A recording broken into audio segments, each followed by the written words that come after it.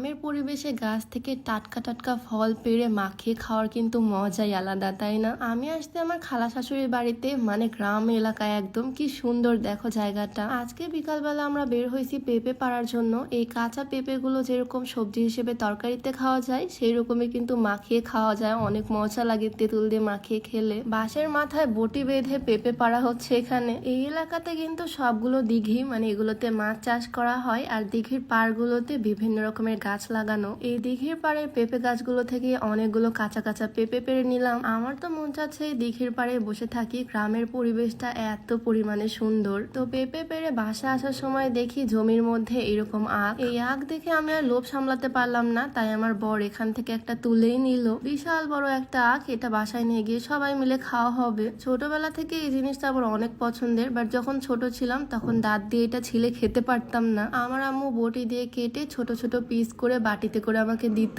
এখন যদিও বড় হয়ে গেছি, এখন এভাবেই খেতে পারবো। এই আখ জিনিসটা আমার মতো কার কার পছন্দ অবশ্যই কমেন্টে জানিয়ে দিও। এইদিকে দেখো আমাদের কাণ্ড। আমরা দুইজন তো সব সময় এরকম মারামারি মজা করতেই থাকি, মানে ও আমার পুরো ফ্রেন্ডের মতোই। সবার হাতে হাতে এক টুকরা করে আখ দেওয়া হয়েছে। ছোট ছোট বাচ্চারাও কি সুন্দর চাবিয়ে চাবিয়ে খাচ্ছে। আমার খালা শাশুড়ির বাড়ির উঠানে বিশাল বড় একটা এরকম বাতাবি লেবুর গাছ, আর এই লেবুগুলো এত পরিমাণে মজা, মাখিয়ে খেতে আরো মজা লাগে। সেজন্য আমি একটা ছিঁড়ে নিলাম। এখন এটা মাখাবো আর সবাই মিলে খাবো। ভিতরে একদম লাল টকটকা হয়ে যায় পাকলে। এই যে আমি এই বাতাবি লেবুটার সামনে আর পেছনে কাটলাম না, এই কাটা অংশগুলো দিয়ে ছোটবেলায় দাড়িপাল্লা বানিয়ে খেলতাম। আর তোমরা যারা চিকন হতে চাও, তোমরা চাইলে এই স্লিমিং হার্বাল টিটা ট্রাই করতে পারো। একদম প্রাকৃতিক উপাদান দিয়ে তৈরি হয়, এটাতে কোনো রকমের সাইড এফেক্ট নাই। আর এটা রেগুলার খাওয়ার মাধ্যমে ওজন কমানোর পাশাপাশি কিন্তু গ্যাস্ট্রিকের সমস্যাটাকেও দূর করবে। তো একদম সাইড এফেক্ট ফ্রি এই স্লিমিং টিটা তোমরা পেয়ে যাচ্ছ বিউটি বাই লিম ফেসবুক পেজ থেকে। তাদের পেজটা আমার ডেসক্রিপশনে দেওয়া থাকবে, আর তাদের হোয়াটসঅ্যাপ নাম্বারটা আমার স্ক্রিনে দেওয়া থাকবে। চাইলে তাদের সাথে যোগাযোগ করে এই প্রোডাক্টটা নিয়ে নিতে পারো।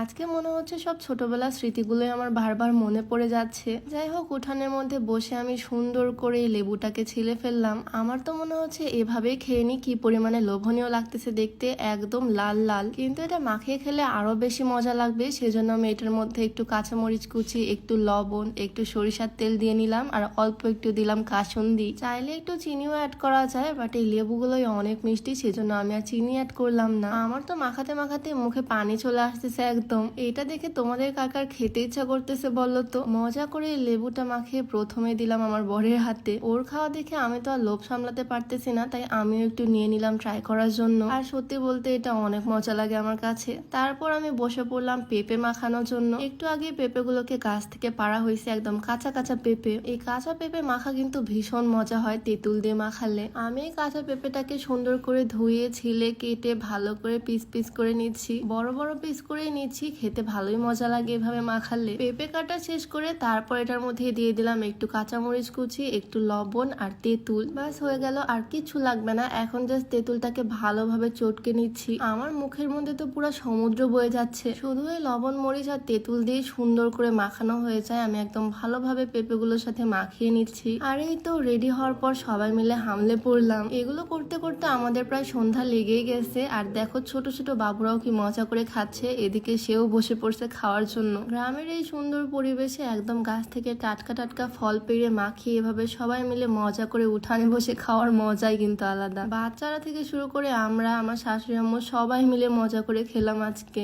তোমাদের কাছে আজকের ভিডিওটা কেমন লাগলো অবশ্যই কমেন্টে জানিও। তো দেখা হয়ে যাবে নতুন কোনো ভিডিওতে। সবাইকে আল্লাহ হাফেজ।